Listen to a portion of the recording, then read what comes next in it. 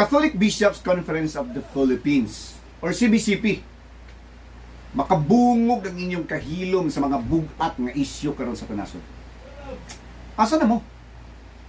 Saba kayo mo panahon ni Digong kay dautan kuno ang iyahang gobyerno kay gapamatay og mga kriminal.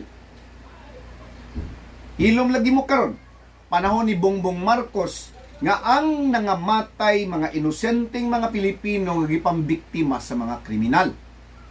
Uy, buhi pa inyong grupo sa mga obispo? Dili ba Paranis Matarong?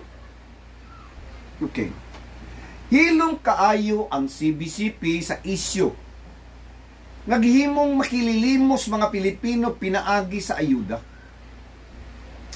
Buhi pa mo mga obispo sa CBCP. Muta na lang.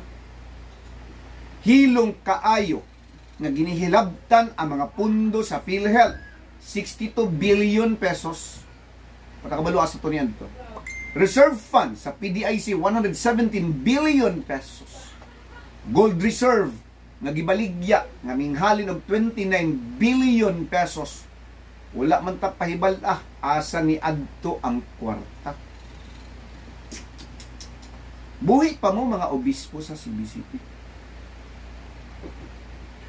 Pagbaboy sa national budget nga nasinatian o nasingitan og 244 or 241 billion nga wala mahibaw asa pod ni adto ang pundo. Uy, ilom lagi kaayo ang CBCP. Buhi pa ang CBCP o basing busog lang sa panahon ni Bongbong Marcos aron matulog lang sa mga issues nasod nga nahihinay-hinay nga nipatay sa katawhang Pilipino. Busog gyud siguro. Busog gyud siguro.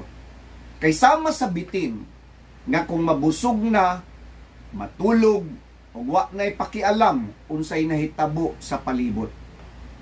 CBCP, bitin mo.